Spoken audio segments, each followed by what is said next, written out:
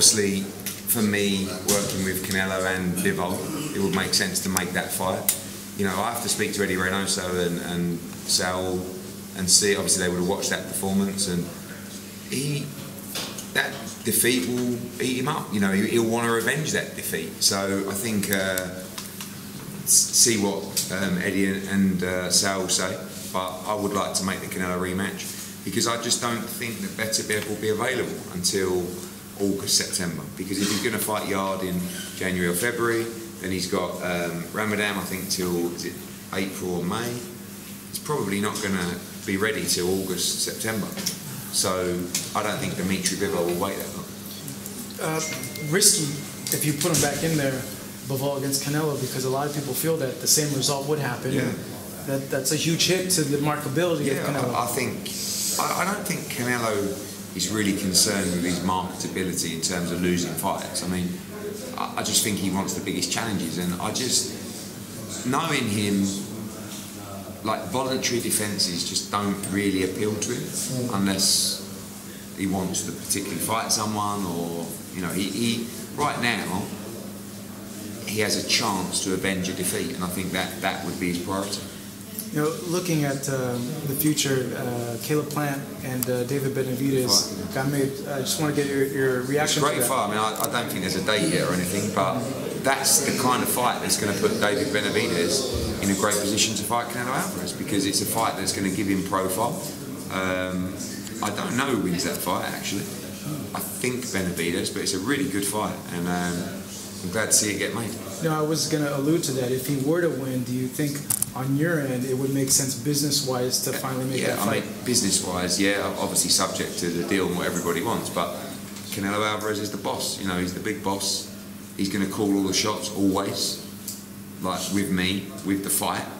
But I know what he's like, and if Benavidez puts in a great performance against Plant and everyone starts calling for that fight, Sal would have no problem fighting Benavidez. But it's got to excite him. And at the moment, he's never fought anyone, Benavidez. I just don't think it excites him, but maybe it will after a Plant fight, because that's a great fight. Eddie, we just spoke to Anthony Joshua, and he said that there was a point after the Fury negotiations he felt like taking a year out. He said he's still not decided, but that's the first time we, the media, have heard that firsthand. What do you make of that, and is that something that you were aware of? Yeah, no, he was just pissed off. You know, he got his bluff called, really, we feel, and he accepted it.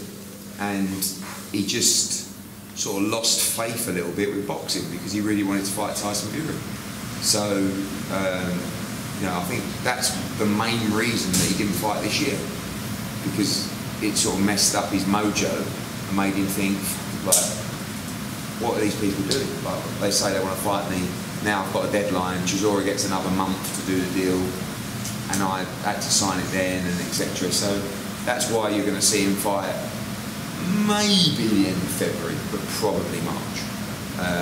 And you know, we were going for opponents tonight, and I think he's now going to have the rest of the year off, probably, and start camp at the beginning of January. Obviously, he does so many media, and he's not going to give us the first grasp on everything. But Wilder was the fight that excited him. You say that, you know, you think that can happen, but time and time again, you know, we have these talks, and then, you know, we think they're going to get made and they don't. Do we think it's really a reality for next year? Definitely. I mean, he was one of the names that I mentioned him tonight. But not just saying it, but I couldn't say a fight to AJ that he doesn't go. Like he said tonight about Andy Ruiz. I said, oh, have you seen Andy Ruiz over there? He went, yeah, I'd love to fight him again. I was like, why? I don't fight him again. He was like, why not? I went, fuck off. Like, he's horrible. Like, he was like, oh. And then Jalabov, you know, that other guy, he was having a fight with him. I said, oh, you saw Jalabov? He goes, yeah, I'd love to fight him. I was like, why? It's about 4-0. It's like, yeah, but he just wants to fight everybody.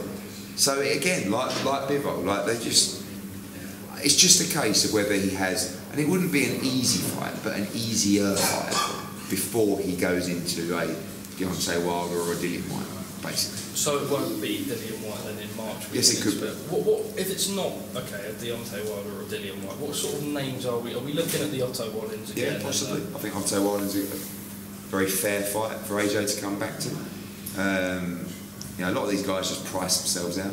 Filip Hrgovic is a great fight. He's IBF mandatory. Zhilei Zhang had a good fight with Filip Hrgovic. I mean, I'm just pulling names out. Like, I think the winner of Dillian White against Jermaine Franklin is a very, very good front runner for the next fight. Just quickly, Zurdo, you sort of spoke, well, people after his performance against Hovovich, where they thought he won, spoke about doing a big Beijing stadium fight. Is that something that you've looked at all? Because obviously Zhilei Zhang's quite a big star out there. Yeah, we're in talks to stage a big fight in China, and I think that'll be on the agenda for 2023, and maybe even AJ against Zhilei Zhang at the Bird's Nest. Eddie, with AJ, obviously after the fight against Usyk, he was very emotional, Stanley was emotionally drained. Then there was talk about getting him out 4 times a year, there was talk about Fury, then we've just, as Charlie said there, he wants to take a year out, now it's March. It's sort of like, but can you see from the outside it looks a little bit erratic, it's like, it's the main because you're getting for people that know nothing about boxing, because if you know anything about boxing, you know that when you finish a fight, one, emotion is very high, you have a plan.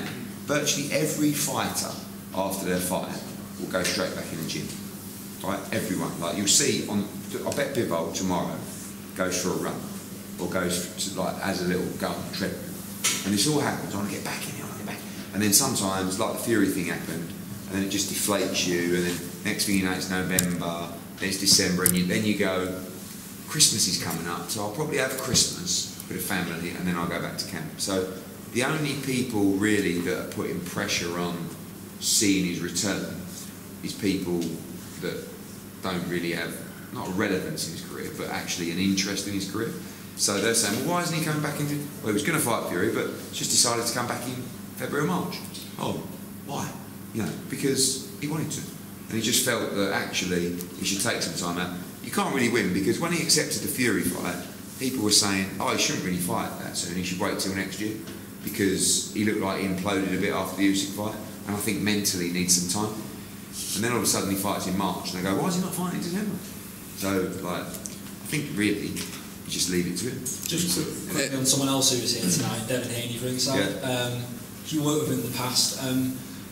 What's his situation with Top Rank? Because like fights that are coming out here, something like Haney Lomachenko. Yeah, I don't feels think like something that could come in. Yeah, Haney Lomachenko doesn't fit right here, because Haney Lomachenko is not the fight that it once was. I mean, after Lomachenko's performance, and he's still a great fighter, I just think Devin Haney's a massive favourite in that fight. Now, Devin Haney against Ryan Garcia is a fight that could come out here. Ryan Garcia against Gervonta Davis is a fight that could come out here. What is Devin's contract? I don't know. I mean, look, I think I'll say it's inevitable he'll come back to us, but like we're pretty close. Like, and I think he's got one fight where he's got to negotiate a deal to fight Lomachenko, but we'd love to bring him back to match when there was an opportunity to do so. We don't want to interfere with any contracts, but you know, he's a friend of mine and a tremendous fighter, and getting better and better. So we'll see what's next for him. Eddie, a few questions in this side. Just firstly, your reaction to the bout tonight between Dimitry Bivol and Zurdo Ramirez. Bivol looking fantastic. Yeah, he's a tremendous fighter. I mean, like people were messaging me, a lot of people in boxing saying, Jesus, this guy is so good. And Ramirez is a great fighter. He's 44-0, but you know, he had a good try tonight, but he was just levels beneath Dimitry Bivol.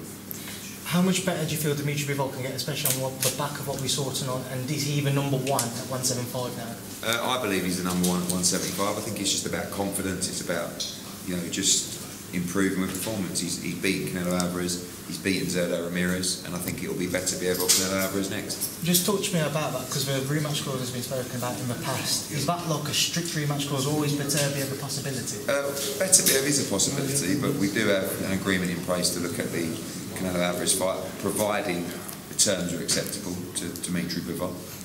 But look, I think if he had an option, he'd want to be undisputed, but maybe we do that at 68 against Canelo Alvarez. Could you have Chantal Cameron becoming undisputed tonight, again, your thoughts on that? Yeah, I thought Jessica McCaskey was very hard to look good against. She's a rough house, she's awkward at times. I thought it was a very good disciplined performance, and delighted to have another undisputed world champion. Eddie, could you have ever sort of foreseen the rise of Dimitry Bivol in the way he has? He's not just gone on to be a good fighter, but he's pound for pound one of the best fighters in the world. And tonight was a stunning performance, a whitewash against a very good fighter we made look ordinary. Yeah, I think they've always told me how good he was, and people in boxing knew, but you have to get the opportunity to show it. And I was so concerned over the years that we couldn't. Like there were times where I was thinking, you might be better off going elsewhere, because I don't want you to waste your career not getting the chances. And I'm just pleased that he stayed with us and we got him the chances. And again, we have to thank Canelo Alvarez, because he was he picked him. I didn't push, we weren't going out canvassing for a fight for Canelo. Canelo said, I want to fight Dimitry Bivol, and that changed everything for him. Eddie, just a comment on Zelfa Barrett's performance tonight. I thought it was a brilliant performance, because you know the difference is, right, and this was a little bit like the Zurdo fight. Zelfa Barrett did everything he could to win that fight. I'm not saying Zurdo didn't, but even when his leg was injured and he couldn't walk, he was still standing, trading, prepared to get knocked out to lose the fight. He had Rakhimov over. He had him hurt repeatedly in the fight. He was up, I think, by 1 round at the time of the stoppage, but he was under siege. I thought it was a really good performance. And Cordina Rakhimov is a massive fight, and it's a very, very good fight, a very tough fight, and Zelfa will be back, and I think he'll be up at 135. Excuse me, just for the Spanish press, okay, what do you think about Kiko Martinez, his last performance against Joe, I think? Jordan Gill, just amazing, like Benjamin Button, just seems to be getting younger. I think it's amazing to see him in action, just dangerous, and still big fights to be there for him. Do you think he's going to have an opportunity to have a title shot again against, maybe against Lee Wood, or Mauricio Lara against Kiko Martinez. A lot of people, the Spanish fans, back home, they're talking about the last fight, lots of headbutts, that wasn't such a clean fight, the previous World Championship. Oh, Josh Warrington. Yes. Yeah, it's a good fight. Warrington beat him up, but Kiko will be back in a big fight. Eddie, one from me. Just in terms of, you spoke before about AJ and the hate that he gets sometimes with the fans. Do you ever feel like sometimes you and AJ can't win with the boxing public, especially like the casual fan base? Yeah, but then I look at my life and AJ's life, I think we've already won. Do you know what I mean? So you can't worry too much about what people say. At the end of the day, you've got winners and you've got moaners. And Anthony Joshua is a winner. He turned his life around. He got in the GB team. He won silver in the World Championships. He won Olympic gold. He won the World Heavyweight title. He unified the World Heavyweight title. He lost the World Heavyweight title. He won the World Heavyweight title back. He lost the World Heavyweight title again. Now he's trying to win it back. Not really any point in sort of criticising. It's a shame though, isn't it? There's so much disrespect. What's it called? Tall poppy syndrome. Apparently. What's it called? Tall poppy syndrome. So when you rise above everybody else, everybody tries to just cut you down. Come back with the humans. Eddie, just what about Garcia, for the Mexican press. Garcia, you mentioned that. Which Garcia? The one who fought tonight, the Gohan. Yeah, it was good. It was good. Good fight. Look, Yafai he's only had 2 fights. And it was probably too much for him. Very close fight, but good performance. Eddie, sorry. Can you get your thoughts on the event as a whole? Really good. Big learning experience. Don't forget, when the UFC came here, I think 10 years ago, it took a long time to get to where they are now. And that was the first ever boxing event here. It was a good card, good, nice crowd, good atmosphere, of people learning about the sport, and looking forward to be back in the spring.